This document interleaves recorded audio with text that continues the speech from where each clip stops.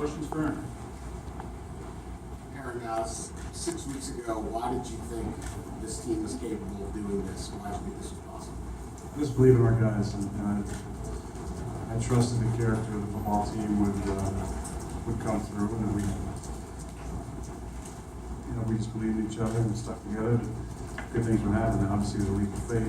We lost 4 in a row that time, but I think it turned out to be a little shot in the arm for us. And we got that first one, and the confidence grew every single week. And got the next one at home, big win against Seattle, and then a couple, 3 now division games in a row to finish it out.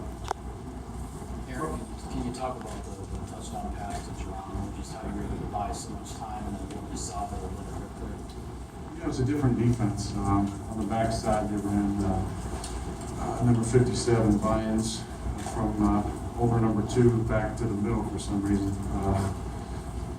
So we had a play on that was going to attack a certain area, had some pressure, spun out left. I was actually looking for Devontae to uncover initially back to his right. He kind of kept going and stopped late. As that happened, I was able to kind of hold. When I wanted to get all the way outside, I needed to kind of deke the defensive tackle there into thinking I was stopping. After that, I was able to get outside, and then I just saw Geronimo and try to put it in place where he could make a good catch. I didn't see the catch. I was on my back. I just looked at the sideline, our sideline, and I could tell that he caught it, so it must have been a good catch. What was the difference in your offense in the second half? I think just execution was a little bit better. We ran the ball really well. Ripkowski was great around the ball. We got different guys involved, drawing routes, and that's a big place for us. Jared Cook had a good game. Jordy had a very consistent game for us. Devontae had 2 touchdowns in the red zone. So guys made a lot of plays, but it was just a little more efficient, I think, on 3rd down. I don't know what the numbers are, but I would assume our 3rd down percentage was better in the second half. We just, when we had to make some plays, we made plays. Hey, Aaron, in talking to one of your teammates about you making the statement a few weeks ago about running the table, he said, "You're psychic. We need to listen to him more." When you hear that kind of response in terms of how the team responds to that, how do you explain the benefit of that? And that's what you have to do sometimes as a leader. You have to exude confidence, even in a situation where it seems to the outside world that confidence shouldn't exist. And that's kind of what I did. I believe in myself and my abilities, but I also believe in this team. And this wasn't, just a shot in the dark. It was an optimistic belief in my teammates that we were going to start handling adversity better. I knew that to start with the offense. We needed to play better, and I needed to play better. But I felt like if we could do that, it would start to give the defense some confidence. And that ultimately, if we just got one, if we just got that first win, then things could get rolling. And the way the schedule kind of set up, we've been very good cold weather teams over the years. And I knew that we had some cold weather games coming up after that I felt confident that we could win, and things just started clicking for us. Aaron, Mike Daniels told me this week that there's just a different energy about this year's team. And he said, call it swagger, call it attitude. What does that mean to you? I think he's right on. There's a different feel to the locker room. I think it's just guys. There's a hunger that maybe wasn't there at times over the last couple of years. There's a great group of young guys who brought some just really positive energy and belief in each other. The team is a close group. We hang out together. We spend time together. We care about each other. You need that to win, and that's the chemistry part that. Like today, our defense, we had 3 corners go down in the series of just a couple plays, and Mike is out there playing. Corey talked to the team today before the game about sacrificing and doing whatever it takes to get the job done, whatever the role is needed. And you had Ripkowski, who's the fullback, out there playing tailback. You had Micah, who's the safety, out there playing corner for us. The Spriggs came in and Brian got hurt. And I guess the great thing about this team and the leadership is that Mike stayed the path. And when the storm was upon us, upon him, about his job and job security, about myself and my leadership, and about our teammates and the way that we would respond to the 4-game losing streak, we stuck together. I think it says a lot about with the kind of people that we have in the organization and the kind of people we have in our locker room. Aaron, with the injuries you had to go through as a team this year, peaking at the right time, having to win to get in, does it feel like 2010 at home? You hate to go back to that because I don't want to put any other expectations on that team. Obviously, we're in the playoffs now, and the goal is to win the Super Bowl. But this is a new team. This is an exciting group of guys that believe in each other, and anything can happen when you get in the playoffs. We know that. We did that years ago. It's a fun group of guys, so it's fun to win with these guys, and it's fun to do it the way we did the last 6 weeks. And, we know we got a great football team coming in. It's playing well. We played really, really well on defense. We got some playmakers on offense, and we're just happy to be back at Lambeau. How much fun has it been to see you run those progression in process during this season? It's been great to see him playing the way he plays in the last couple weeks. The key for him, as with any young player, is you got to do it in practice and you got to be mentally sharp.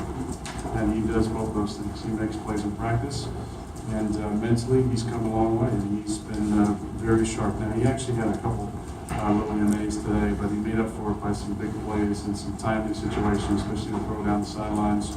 Really both sidelines at the end of the first half, the field goal, which was very big for us, and then the throw in the fourth quarter that he caught down the sidelines as well. The guys go on. I mean, those are two big plays. And then Randall's absence, Randall being such a key guy for us, having Geronimo step up has been a huge, huge bonus for us. Aaron, I don't know if you've been on the table in the last 6 or on the table with Houston, but I need to make sure that now that you've got to this point, that can carry forward and can.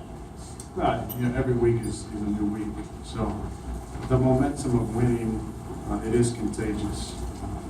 You have that feeling now when you enter a game that you don't have during the losing streak, where you expect to win. You expect to win when you take the field, and that's an exciting energy that you can feel in the locker room and then on the field pregame. And guys are sticking together.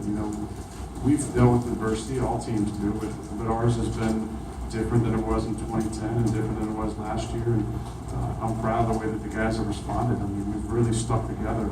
There hasn't been, guys, making, comments, being an unnamed source, or, saying derogatory things about teammates or leadership. And I think it says a lot about the character of these guys. I'm really proud to go to work with these guys, and hopefully we can keep it rolling. Was there any need to refocus the team before the game, knowing what happened with the Giants?